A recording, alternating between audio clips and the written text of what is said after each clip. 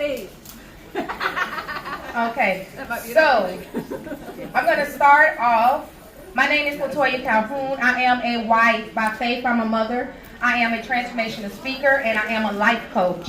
I also do notary services as well. I recently added that to my resume earlier this year.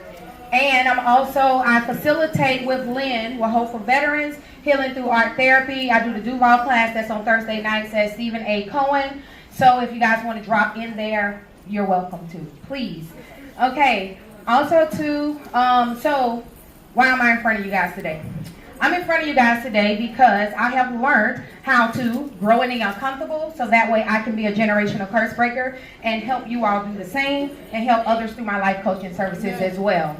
So on my healing journey, I learned a couple things about myself, and I'll be sharing a couple poems with you all. And then at the end of that, we're going to do some affirmations. So initially, I was praying about should I do this poem, and the reason I was praying about it is because I've moved on from this place in my life. However, I have found that doing this particular poem allows other people to recognize themselves, that we all have these situations at times, and so we can all grow from this place. Yo, so I'm mad, insecure, and at times I'm very unsure of who I was or who I need to be, just to be accepted for being me. I'm constantly trying to improve myself, be the best version of me, and then maybe I can just breathe. I'm insecure about my past and all the relationships that used me up and didn't last, and I'm ashamed to tell you that my insecurities caused me to do some things that I can't even say without you looking at me funny or thinking, oh, honey, you did what? With who? And when? Oh, it's okay. Just don't do it again. As if it was that simple. Heck, if it was, I wouldn't have done it in the first place. My insecurities has caused me to cloud my boundary lines, which leads me to share super personal things with people. And I get all caught up thinking that they care because they listen, like, aren't you cute as a kid? As they proceed to tell my business as fast as cars on 95 going north, sprinkle with their opinions on if someone should or shouldn't like me, and if someone could or couldn't use me, because my insecurities left me with a deep need to be accepted. Accepted by who, you ask? I don't know. Him, her, she. Actually, to look in the mirror and be fully accepted by me. But one thing my insecurities have not been able to conquer, and that's my sense of direction. My direction to who I really am and what I'm really here to do, when, to be honest, some of that is to inspire you. Because as you see, as I get up here and I be honest and vulnerable about me, hopefully I give you the courage to fully accept you. That is insecure. So it's so crazy because the craziest part about that was I didn't know that I was insecure. I always tell this story when I tell this poem because I always just found it so shocking. I was even talking to a few people last night when I started on my healing journey.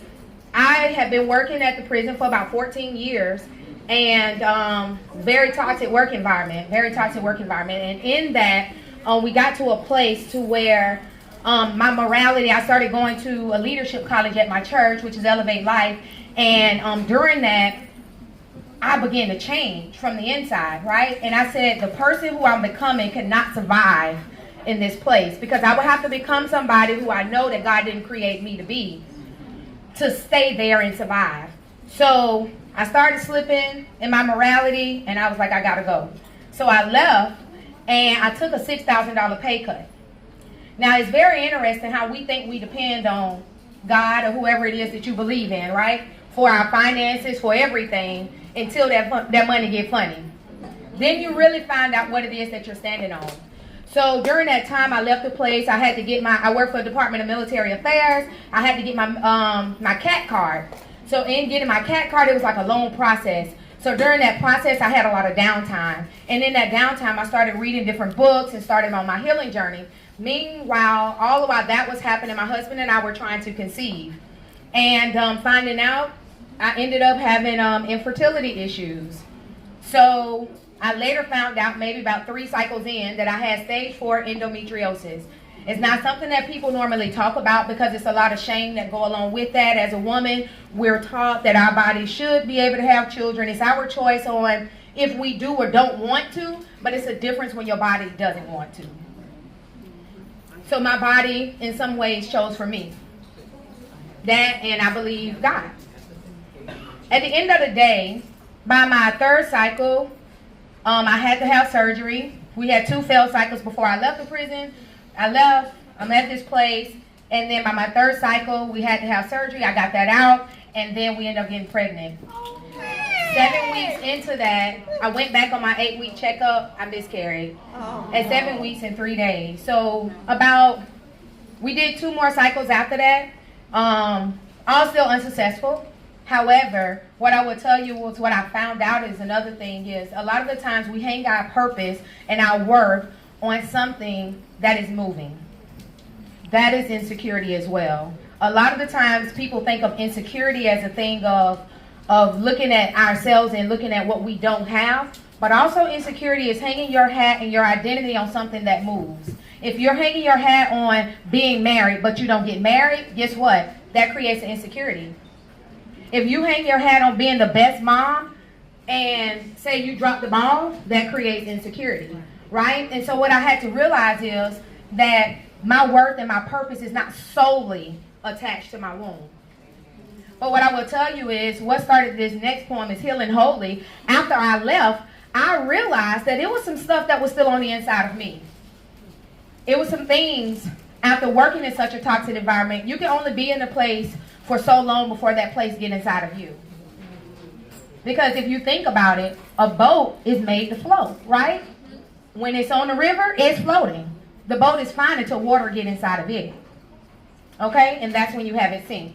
So this is what this next poem is. It's called Healing Holy. I didn't know how broken I was until I was on a path to healing.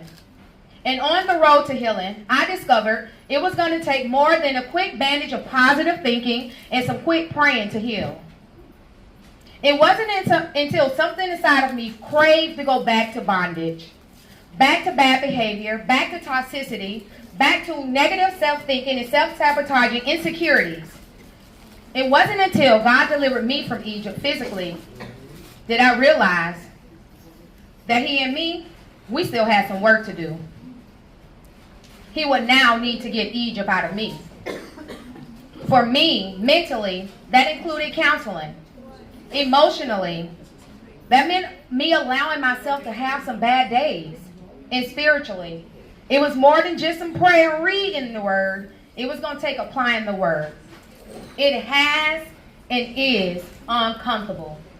But can I tell you, I'm healing, y'all.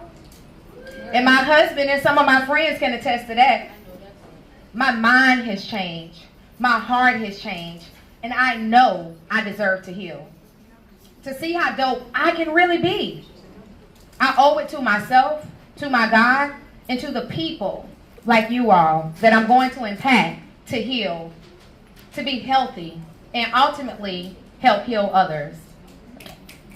So that was Healing Holy. So when I tell you when it gets uncomfortable, part of that Healing Holy and the uncomfortable piece of that is the idea that you're going to have to face some stuff about yourself that you don't care for. I think a lot of the times people generally get into places where they try to avoid adversity. They try to avoid the hardship. It's easier to put the blame on somebody else than to look in the mirror and say, you know what, I did these things.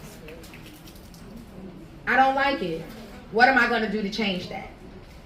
And it wasn't until I left the environment, because some healing can't take place until you leave a place, right? Because when you're still immersed in that, you're still in survival mode, right? And so for me, that took time to get away from that place, right? And once I'm away, now I can get into the healing thing. And so I started doing that and everything, and I realized, like, I sat at my desk one day, and I was sitting there, and I just started crying out of nowhere. And I said, did I make a mistake? Should I go back? And all of these things, right? And then one day I was having some drama with one of my coworkers, and I called my husband, and I said, hey, da-da-da-da-da-da-da. And he was like, hey, I feel like you're creating some toxicity because you're used to functioning in it. And I was like, should I call Cheryl? Cheryl was my counselor at the time. He said, yeah, you need to call Cheryl. So here's the thing. A lot of people may hear what I say my husband tell me, and they be like, he said that? Yes. Here's why. I believe in direct communication. My husband has helped me tremendously by being honest in love. He has corrected me in love. And I'm going to tell you, a lot of the times, people think that that's just marital relationships. I have friendships that do the same thing. Teresa is one of those people. She correct me in love, and I correct her in love as well. Some of my other friends that couldn't make it today, the same thing. This is how we get better, by having people in our lives that are allowed, that you give permission to speak the truth to you, but they do that in love because they care for you. So when they're correcting you, you know that it's not about tearing you down. It's because, hey, I'm seeing something that you're not seeing. And for me in that moment, I wasn't seeing what he was seeing. All I seen was how I was feeling. But how many people know that sometimes our feelings ain't facts? Sometimes our feelings aren't facts. And we have to own that piece as well. So as I continued on in my healing journey and stuff like that, we had all of these different IVF cycles, and just meanwhile, life was literally throwing everything in the kitchen sink at us. Like, we had to move out of our house, we had water damage, we had to stay with our friend for like 8 weeks and all of that sort of thing and everything. It was the craziest thing. And but during that time, again, God continued to send people, because at this point in time, as I'm healing, some people are falling away. Right? Because some people are used to the broken version of you. Because it connects with the broken version of them. And a lot of the times we call that trauma bonding, and we call it different things or whatever. But what I would tell you is, hey, as you begin to heal, because you are worth healing for, is when you'll begin to see who is really there for the you, the healthier you. Because if you're the same place next year, this same day, where you at today, you wasted a year. We're all evolving, we're all healing, we're all growing. Which way we're growing is up to us. So I will go to, I'm fast forward, last year, July, was our last time doing IVF. It was our 5th time doing it. I went to a new clinic that was in Sarasota. I stay in Jacksonville, and when I tell you, it was the hardest cycle we ever done, because first off, I done got older and stuff like that, and just, it was a lot. And driving, getting up, Sarasota is about 4 hours away, so I'm making appointments at like 8 in the morning so I can try to beat traffic both ways. So that means I need to leave Jacksonville at 4 in the morning. So that's about 3:30 wake up. Get up, leave. We was renting a car because I didn't want to put too many miles on my car. So July, we did all of the stuff leading up into July. July 26th is when I found out that my last cycle didn't work. On that same day, I was at a funeral of my mom's brother, my uncle. They called me to tell me that it didn't work, and I was devastated. Then September is my anniversary. However, a few days before my anniversary, I got in a car wreck. Car got totaled. July, August, I left St. Augustine. I went to Camp Blandon, which was a big transition for me because I didn't know anybody in Camp Blandon, but the opportunity presented itself, so I went ahead and left. And so then September, my car got totaled. Then October, my husband's dad died. Then 2 weeks after the funeral of his dad, his best friend died. So when I tell you, I didn't even really have an opportunity to kind of like deal with my feelings on about the miscarriage, or this is our final time. Every other time we was thinking about maybe we'll try again and everything, but at this point in time, this is my final time, and so I don't know if I'm going to try this thing again. And so then that's when I had to really dig deep and deal with the fact that my purpose is not solely attached to my womb. And I want to ask you guys, after I read this poem, to kind of ask yourself the hard question about what is your womb situation? What have you hung your hat on doing that has not come to pass or may never, that you need to make peace with so that you can move forward? So this is Purpose Beyond the Womb. I know my purpose is not solely attached to my womb. But I'd be lying if I said the fact of me not being pregnant doesn't hurt. It's something I had to wrestle with, like Jacob did. Only I came out with the same name. I didn't come out with a limp. The Lord didn't touch my hip. He actually touched my heart. I had to give up. No, I had to let go No, actually what I had to do was surrender. Yeah, surrender. The act of turning it over. I had to surrender my body, my mind, and my bearing room, and my vision of myself and my husband ever becoming biological parents from my womb. I had to make my heart bow before the great I am. I choose to trust that he has a plan. I had to follow the perfect model, Jesus. So with the tears in my eyes and pain in my chest, I resolved, not my will, but your will be done. It was not easy. However, I had to come to the end of myself. The more I tried to carry a burden that I had no control over, the heavier it got. It started stealing my sleep. My mental and spiritual health started to decline. The more I was holding on to my vision of me, the more I lost myself. Bondage, in the form of shame, tried to befriend me late one night. I allowed myself to feel it, but not hold on and walk around in it. I cried hard, but not long. And then I let the moment pass. I rested a few more days after that, and I realized I was no match.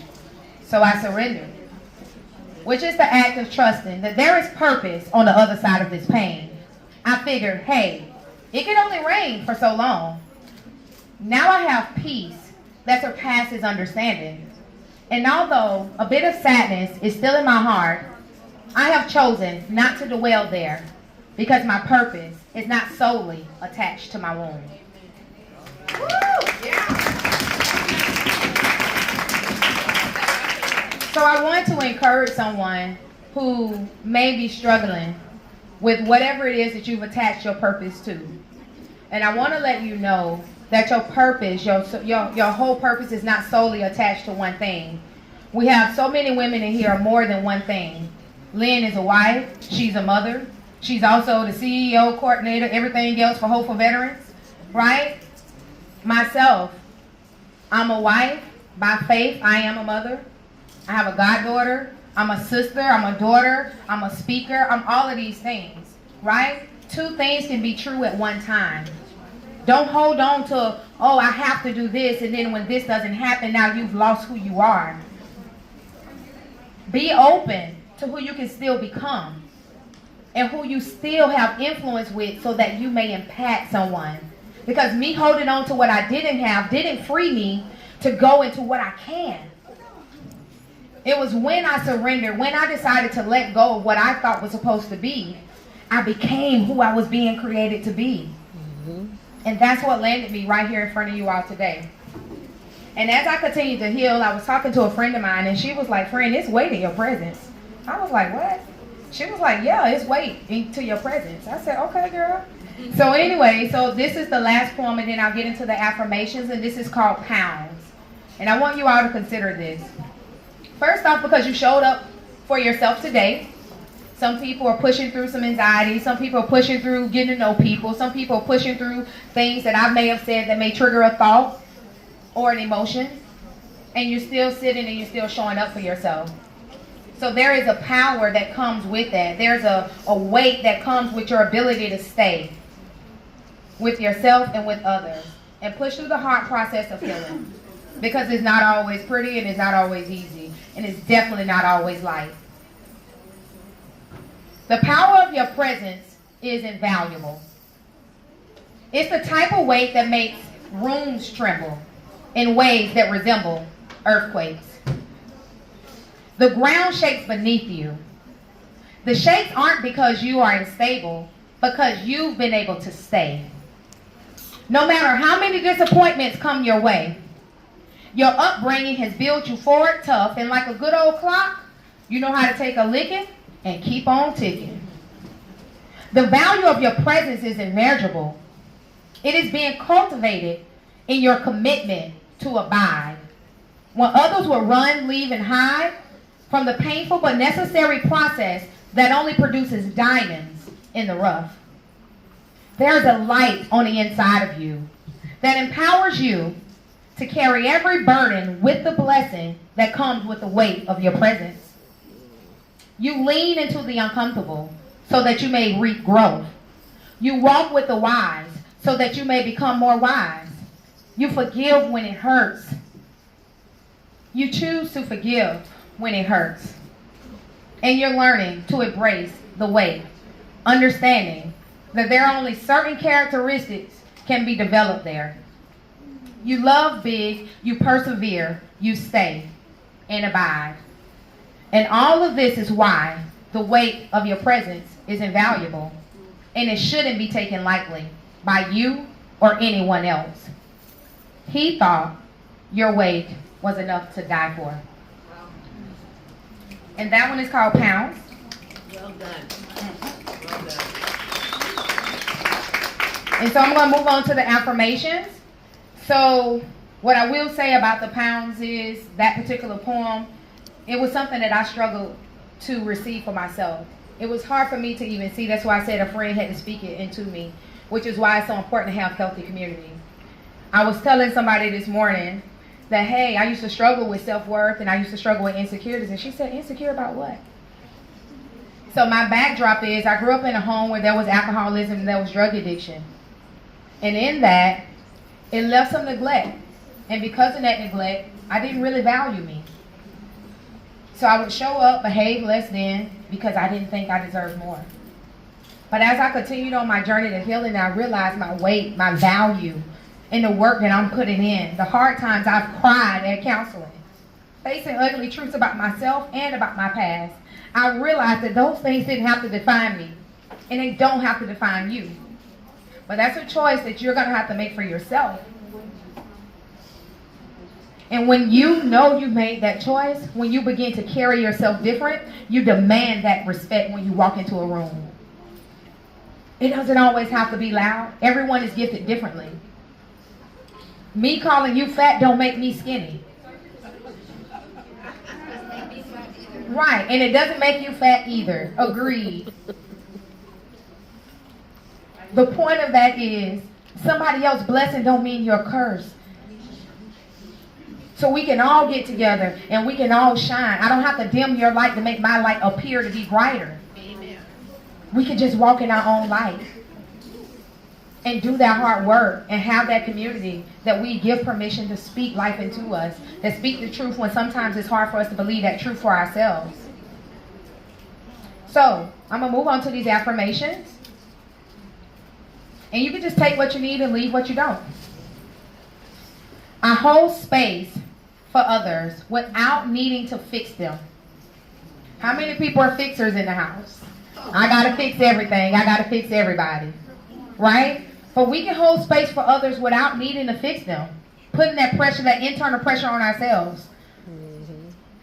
I can care for others while also prioritizing my own well-being. How many people neglect themselves? Because they're so busy trying to be a mom, be a wife, be a sister, be everything else. But we can also prioritize our own well-being and also take care of others. And you're doing that today. If you don't feel like you do that regularly, guess what? Today is step one. You're doing it right now. You're prioritizing yourself and your well-being. I am not defined by my worst moments, and neither are the people I serve. We are not defined by our worst moments. That's something we did. That's not who we are.